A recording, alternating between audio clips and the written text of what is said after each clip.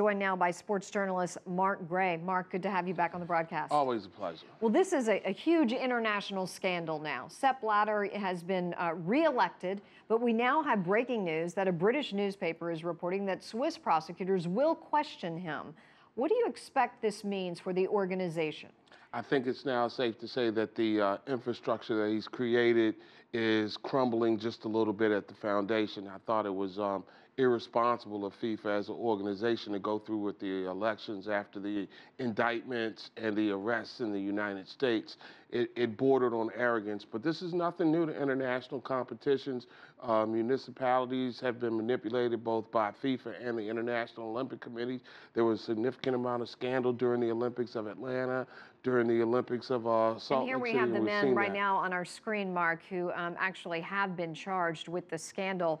Can FIFA, or what will it take for FIFA to reconsider awarding the World Cups to Russia and Qatar? What would it take? It's going to have to take well, basically moving Sepp Blatter out when you get right down to it. He is by far the most powerful man in sports.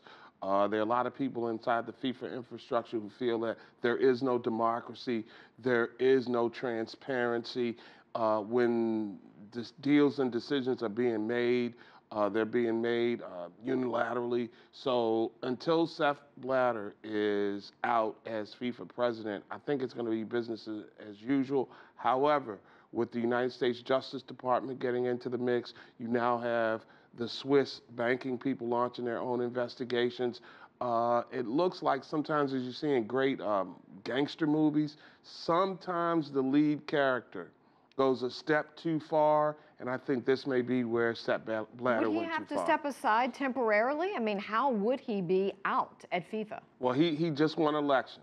And the interesting thing about FIFA is every country's vote is equal to every other country's vote. So a United States who has a large mass, bigger marketing money and things of that nature, doesn't have any more power to their vote than, say, Montserrat, or a smaller country that's basically the size of Manhattan. So when you're able to enhance the prospects of getting votes from smaller countries, there's a block. Most of those gentlemen that you saw were from CONCACAF, which is the Western Hemisphere, or the Americas, our part of the world's governing body over our region of soccer or international football.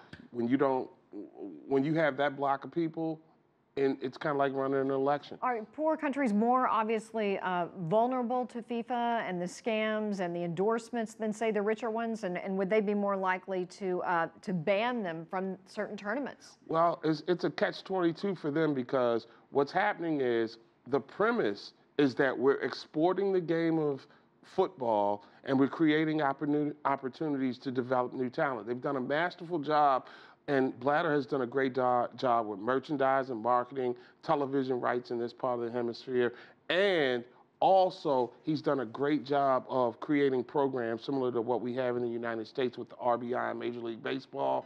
And it's the brokers with those nations who are on these committees right now, who are being allowed to basically pay for votes in order, which is the major allegation of Russia and Qatar's bid to host the upcoming 2 World Cups, and they don't have the infrastructure in place to handle it. All righty. Thank you so much, Mark Gray. This is going to be interesting. I'm sure we'll talk to you again as this story unfolds.